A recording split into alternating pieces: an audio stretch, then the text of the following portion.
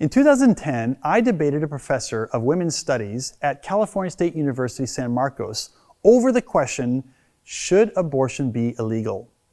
Now, I presented a scientific defense for the full humanity of the unborn from the moment of conception. Now, during the debate, my interlocutor conceded my scientific argument, but still proceeded to argue that abortion should remain legal.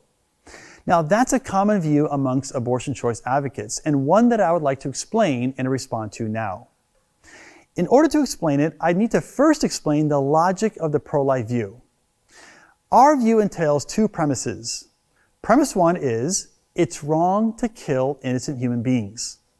Premise two is, abortion kills an innocent human being. And the conclusion is, therefore, abortion is wrong. This is what we call in logic a valid deductive argument. What that means is if you can show that premise 1 and premise 2 are true, then the conclusion logically follows by necessity, meaning it has to be true. Now, which premise do you think is more controversial and less likely to be accepted? Well, if you guess premise 2, you're right. Most people you come across will grant you premise 1 without needing to be persuaded. Right? If they don't think it's wrong to kill innocent human beings, they probably don't need an argument. Chances are they need a jail cell. It's premise 2, that abortion kills an innocent human being, that they need to be convinced of. But remember, in the last class, we demonstrated from the science of embryology that the unborn is a human being from the moment of conception. And since abortion kills that unborn human being, we've shown that premise 2 is also true. That means both premises are true, and therefore the conclusion logically follows. Abortion is wrong. Now, here's how some abortion choice advocates sidestep the logic of our view. They change the syllogism. They say about premise 1 that it's not wrong to kill innocent human beings, but that it's wrong to kill innocent human persons. With premise 2, they claim that abortion kills an innocent human being, but not a person. Therefore, they conclude abortion is not wrong. So notice what they are saying. The unborn might be a human being, but it's not a human person. Now, what question naturally pops into your mind when you hear this claim? What's the difference, right? What's the difference between a human being and a human person? And by the way, they must have an answer to this question, because they've just made this incredible claim that there exists a group of human beings out there in the world that we can kill with impunity simply because they are not persons. Really? Well, who are these human beings that are not persons? What's the difference between an unborn human being and a born human person that justifies killing the former while protecting the latter? Abortion choice advocates typically cite a variety of characteristics they believe make a human being a person. Now, all of these characteristics fall under one of 4 categories: size, or physical appearance, level of development, environment, or degree of dependency. You can remember them with the acronym SLED. And that's why we call this tactic the SLED test. Here's how it works. Although it's true that the unborn is different than a born human being in those 4 ways, none of them is a relevant difference. In other words, none of them justifies killing the unborn. Why? Because born people are also different in those same 4 categories. And since we don't disqualify born humans for these differences, we shouldn't disqualify unborn human beings either. Let's consider each category. The first letter in the SLED acronym is S, which stands for size or physical appearance. The unborn is clearly smaller than a born human being. But why does being smaller than someone else disqualify you from being a valuable person? It doesn't. Men are generally larger than women. Does that mean women are less valuable than men? Of course not. 4-year-olds are smaller than 14-year-olds. Does that mean a 4-year-old is less valuable than a 14-year-old? Of course not. Well, a 4-month-old fetus is just a human being who is smaller than a 4-year-old. Why should they be disqualified just because they're smaller when the 4-year-old isn't? It doesn't make sense. Size is irrelevant to someone's status as a person.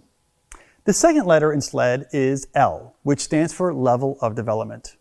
Now, it's certainly true that the unborn is less developed than a born human being. But why does being less developed than someone else make you less valuable or disqualify you from being a person? A 4-year-old girl is less developed than a 14-year-old girl, right? The 4-year-old doesn't even have a fully developed reproductive system to have the capacity to get pregnant. Is a 4-year-old then less valuable because of that? Can we disqualify them from being classified as a person for that reason? Well, of course not, right? Then we shouldn't disqualify the unborn for also being less developed than a 4-year-old. The third letter in SLED is E, which stands for environment. It's certainly true that the unborn is in a different environment and location than a born person. But where one is has no bearing on who one is, right? When an astronaut floats in outer space with a spacesuit, or a diver swims underwater with scuba gear, they are both in a different environment. Indeed, environments where they are not viable without assistance. But do we disqualify them from being a valuable person simply because of their location? Of course not. Then how can a 6-inch journey through the birth canal magically transform a non-valuable human being into a valuable person? It can't, because nothing has changed about the human except for their location. If you're a valuable person in one location, then that same being is a valuable person in a different location. Now, the final letter in SLED is D, which stands for degree of dependency. You see, it's certainly true that the unborn is dependent on the mother's body for survival. But why does being dependent upon someone else all of a sudden disqualify you from being a valuable person? Conjoined twins depend on each other's bodies for survival, but we don't disqualify them from being valuable persons. Some elderly people depend on their adult children to care for them, but we don't disqualify the elderly from being valuable persons. Or imagine you're the last person to leave a pool party, but glance back and notice a toddler has fallen into the deep end of the pool. Their life is now entirely dependent upon you for their survival. Can you ignore their cries for help because they're dependent upon you for their survival? Well, of course not, right? In the same way, an unborn baby is dependent on the mother for survival, and that shouldn't disqualify them from being a valuable person either. In fact, babies of all ages depend on their mothers for feeding, either by breast, bottle, or through the blood of an umbilical cord. You see, if dependence disqualifies you, then the weak and vulnerable will always be in jeopardy.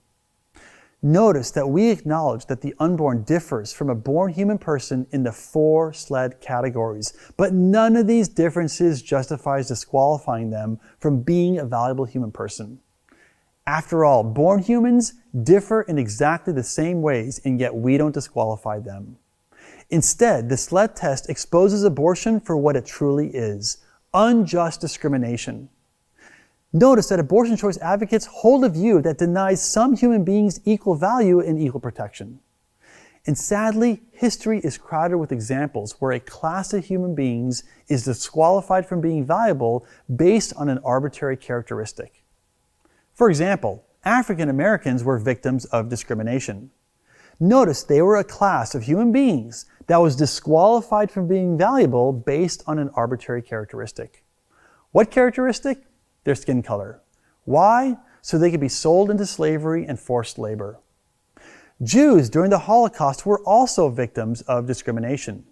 Notice too, they were a class of human beings that was disqualified from being valuable based on an arbitrary characteristic. What characteristic? Their ethnicity. Why? So they could be experimented on and exterminated. And today, the unborn are victims of discrimination in exactly the same way. Notice they too are a class of human beings, but are being disqualified from being valuable based on an arbitrary characteristic. What characteristic? They're too small, they're not developed enough, they're in the wrong location, or they're too dependent upon their mothers for survival. We live in an upside-down world. Abortion choice advocates claim to champion inclusion, but yet they exclude a certain class of human beings. They claim to champion the oppressed, but they oppress the weak. They claim to disdain discrimination, but they unjustly discriminate. By contrast, pro-life advocates are inclusive, champion the weak, and don't discriminate against those who are small, vulnerable, and defenseless. In the next and final class, we'll tackle 3 of the strongest arguments for abortion, and I'll teach you a plan to help you answer any defense for abortion.